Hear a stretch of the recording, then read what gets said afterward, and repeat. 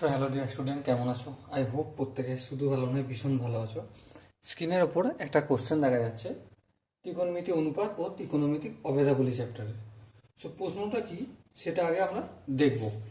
দেখো, প্রশ্নটা যেটা বলেছে সেটা হচ্ছে cos theta equal to P by under root of P square plus Q square.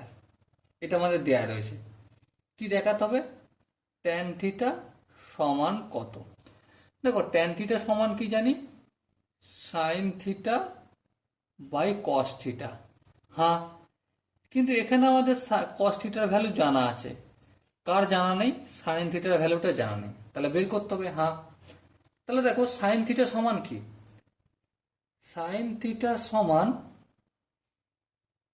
Under root of 1 - cos square theta.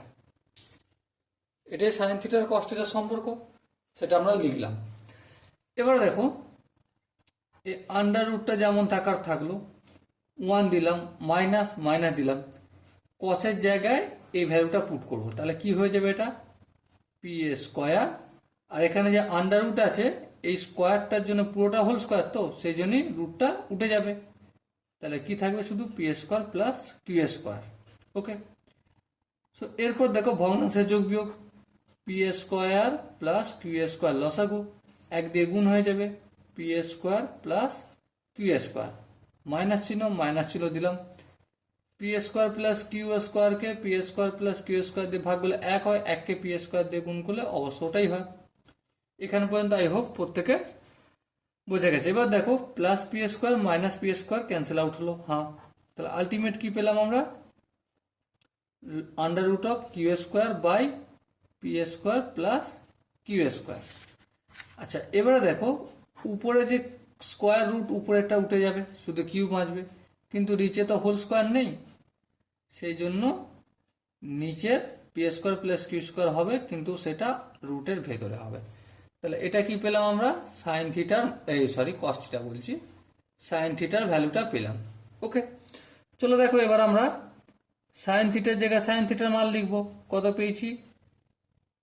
Q by under root of P square plus Q square.